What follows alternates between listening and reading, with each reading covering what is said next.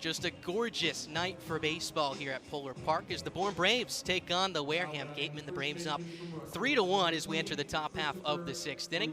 Max Tanzer joined alongside TQ as we got a good one here for you tonight. The Braves looking to continue to gain ground in the Western standings here. The Gatemen, meanwhile, trailing the Commodores for that fourth playoff spot, have some work to do, looking to come back into this one.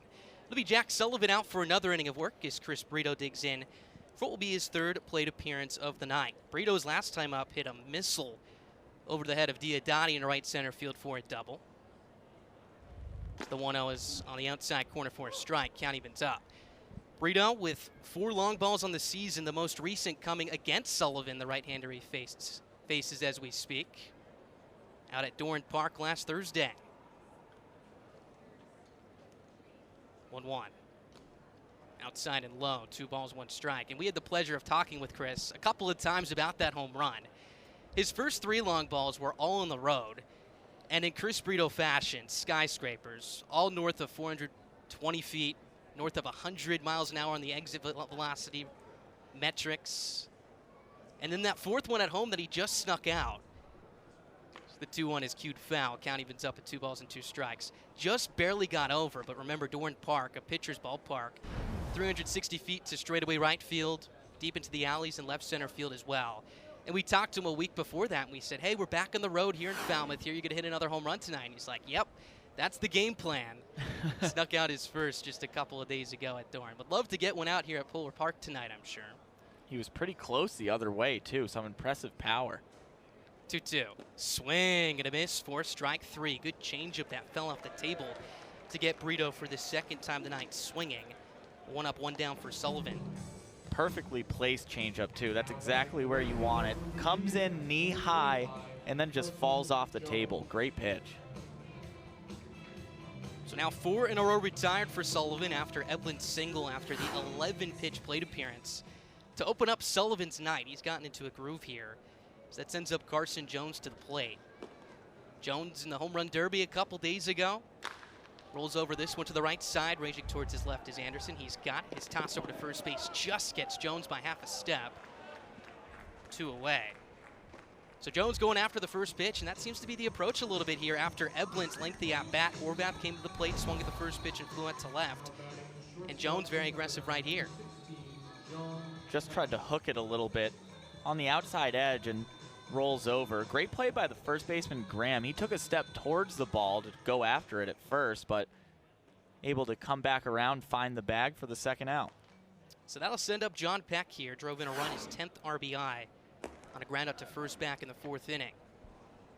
First pitch is swung on a line, shallow left field. Ray is coming in. This one's down for a base hit. John Peck checks in with his first hit of the night. Just his second against Wareham this season. So he'll be on first base here with 2 away. First pitch swinging once again, this time just a little squibber off the end of the bat, able to find some green in the outfield for a 2-out knock. That's got to feel good for Peck, entering tonight 3 for his last 29, after it looked as if he had broken out a couple weeks ago at McKeon Park in Hyannis, going 4 for 5 with 6 RBIs. Again, just a tremendous year for him at Pepperdine. Love to get him going as he goes. Pitch on the way is down to the dirt, gets away from Campos. Peck, a late read on it as he was going in head first, but he'll take second base with his 8th stolen bag of the year. Second in as many innings against Campos, and the Braves, after 2 quick outs, have the speedster and Peck in scoring position now for Ryan Enos.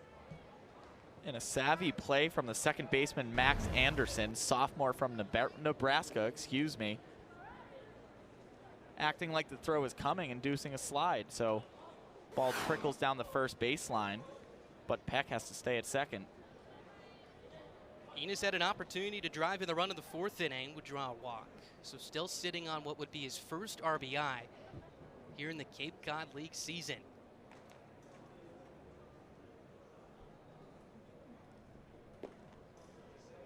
Sullivan's 1-0. Outside, hitters count for Enos at 2 balls and no strikes.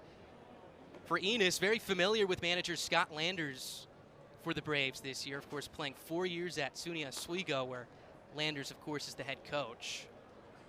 Just legendary numbers over there. The all-time program leader in hits, at-bats, runs, doubles, stolen bases. Hit .451, slugged .586 this year. Unbelievable. 2-0. A strike at the knees, 2 balls, 1 strike. And when he goes to a place, I mean, he makes his name for himself. And I think that's an understatement for the Utica Blue Sox in the PGCBL. Played 93 games for them over 3 summers. And I was talking to some people over there. They said they're ready to retire his number.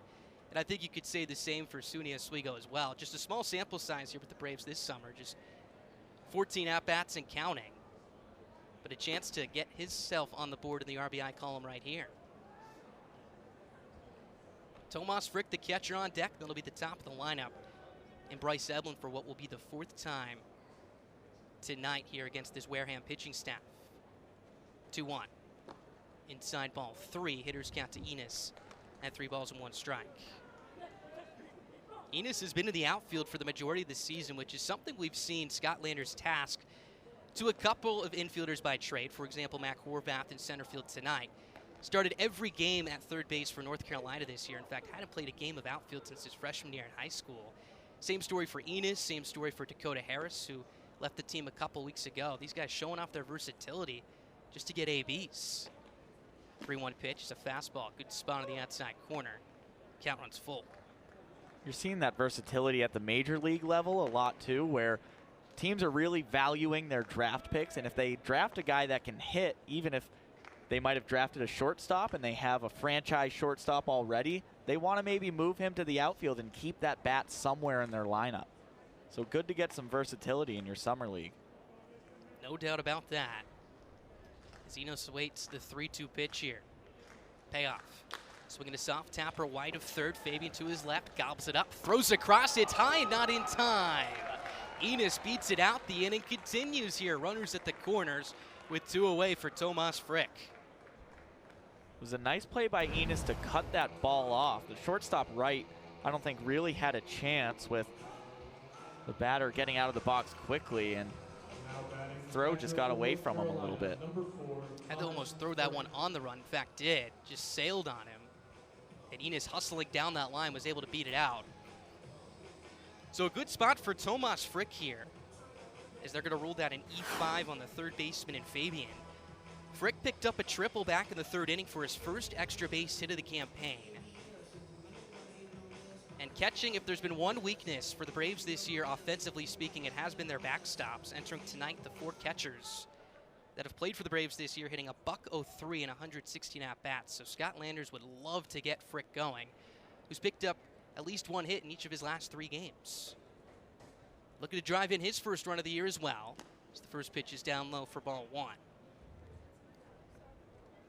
Year started with Ryan Leach and Ryan Proto behind the plate for the Braves. Leach just recently went undrafted but signed a minor league contract with the Philadelphia Phillies. And Ryan Proto, a Cape Cod native, just signed with the YD Red Sox. So he'll look to join one of the best teams in the league this summer and make a run into the postseason.